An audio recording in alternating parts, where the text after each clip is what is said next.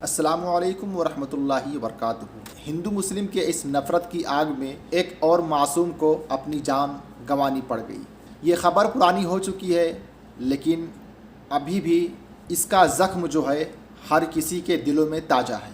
یہ جو تصویر آپ اپنے موبائل کے اسکرین پر دیکھ رہے ہیں، یہ وہی معصوم شخص ہے جس کو آتنکوادیوں نے، جس کو حیوانوں نے قتل کر دیا، ان کو شہید کر دیا۔ ان کا نام حافظ سعد حسین ہے۔ یہ رہنے والے بہار کے ہیں اور ان کا گھر سیتا مڑھی کے ضلع سے لگتا ہے۔ ہریانہ میں انجمن مسجد میں کچھ دنگائیوں نے ان کے اوپر حملہ کر دیا اور حملہ اس طریقے سے کیا کہ اس کی وجہ سے ان کی جان چلی گئی۔ 1 اگست کو گڑگاؤں کے سیکٹر 57 میں ایک مسجد کے شروعاتی پروگرام کے دوران ایک افسوسناک واقعہ پیش آیا ہے، جہاں ایک 19 سالہ نوجوان جس کا نام حافظ سعد تھا، ایک ہجوم کے یعنی آتنکوادیوں کے ہاتھوں مارا گیا۔ تقریباً 200 سے زیادہ لوگ تھے اس پبلک میں جن لوگوں نے اس حافظ صاحب کو قتل کیا، اور ان کے 2 اور ساتھی لوگ تھے، ان کو بھی موت کی گھاٹ اتار دیا۔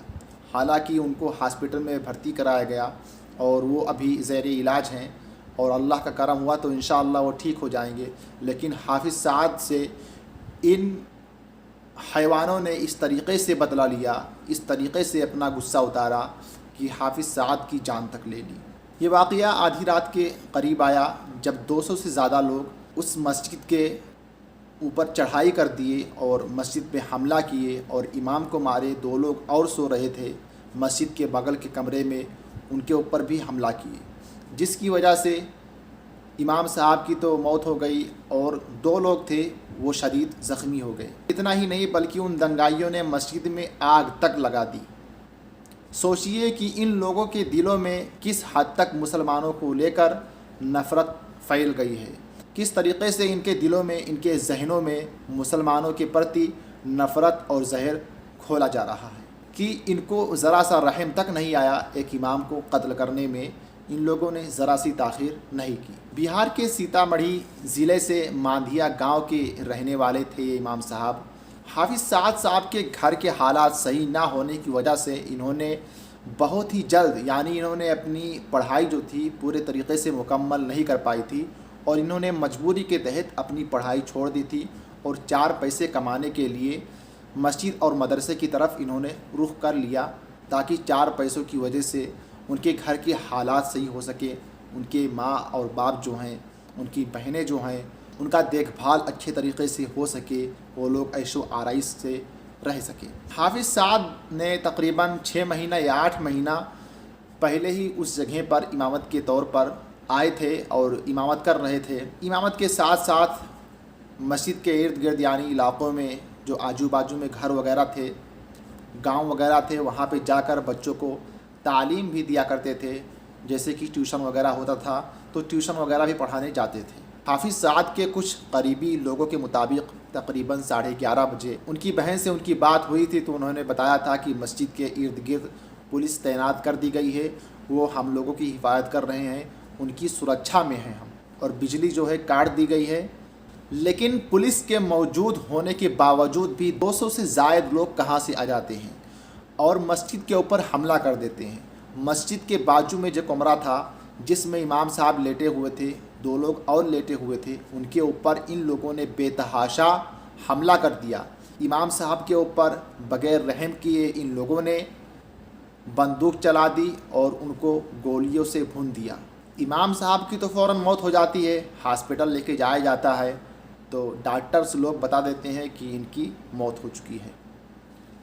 ان دنگائیوں نے اتنا ہی نہیں کیا بلکہ ان لوگوں کے اوپر حملہ کرنے کے بعد میں مسجد کے اوپر حملہ کیا، یعنی مسجد کو نذر آتش کر دیا، مسجد میں آگ لگا دیا۔ میں آپ سے ایک بات پوچھنا چاہتا ہوں کہ یہ لوگ کہاں سے آتے ہیں؟ کون لوگ ہیں یہ کہ ان کے دل میں، ان کے ذہن میں اتنا بھاری طریقے سے، اتنا بری طریقے سے زہر کون گھولتا ہے؟ کیا یہ لوگ انسان نہیں ہیں؟ کیا یہ لوگ انسان کے کیا یہ لوگ ایک عورت کے، ایک انسان کے پیٹ سے پیدا نہیں ہوئے ہیں؟ کیا یہ لوگ کسی جانور کے پیٹ سے پیدا ہوئے ہیں یا شیطان کی وجہ سے پیدا ہوئے ہیں کہ اتنی شیطانیت، اتنی حیوانیت इन लोगों के अंदर कूट कूट के भरी हुई है कि सिर्फ़ और सिर्फ मुसलमानों से नफ़रत। और मज़हब के लोग भी रहते हैं इंडिया में, हमारे मुल्क में, उन लोगों से इतनी नफ़रत नहीं है जितना कि मुसलमानों से नफ़रत है। क्या मुसलमानों ने सिर्फ बिगाड़ा है सब कुछ? मुसलमान ने किसी का कुछ नहीं बिगाड़ा है, फिर मुसलमानों के साथ में इतनी नफ़रत क्यों की जा रही है? ये जो इमाम साहब को इन लोगों ने कत्ल कर दिया, शहीद किया, क्या एक बार सोचा कि अगर मेरा भाई, मेरे घर का कोई शख्स इस जगह पे होता, क्या ऐसा कोई करता अपने भाई के साथ में? ऐसा एक बार सोचना चाहिए कि जिसको हम मार रहे हैं, जिसके ऊपर जुल्म तशद्दुद कर रहे हैं, उसका फैमिली बैकग्राउंड क्या होगा, उसके घर के हालात क्या होंगे? ज़रा आप सोच के बताइए कि जिसके घर के हालात सही होंगे वो क्या 2-4 हज़ार रुपये पे जाके मस्जिद में इमामत करेगा? बिल्कुल नहीं करेगा। मजबूरी के तहत इंसान जाता है, फिर उसको तुम मौत के घाट उतार दिए। इतनी बड़ी हैवानियत आप लोगों के अंदर भरी हुई है। क्या एक मुसलमान इंसान नहीं होता है? तुम लोगों का मज़हब, तुम लोगों का दीन, तुम लोगों का धर्म ख़तरे में है। हम नहीं कहते कि हमारा इस्लाम ख़तरे में है। अल्हम्दुलिल्लाह हमारा इस्लाम ना ख़तरे में था, ना है, ना रहेगा। लेकिन ये नफ़रत क्यों फैलाया जा रहा है? आज गोदी मीडिया और IT सेल के गुर्गे इस तरीके से थंबनेल बना के और डिबेट इस तरीके से कर रहे हैं। डिबेट देखने की या सुनने की ज़रूरत ही नहीं है, थंबनेल देखकर ही इंसान का दिमाग ख़राब हो जाए। इसके ज़िम्मेदार कौन लोग हैं? पहले तो ऐसा नहीं होता था, हालांकि बहुत मरतबा ऐसे हुए हैं, लेकिन इस तरीके से कभी नहीं हुआ। तो आखिर में अब अभी क्यों हो रहा है?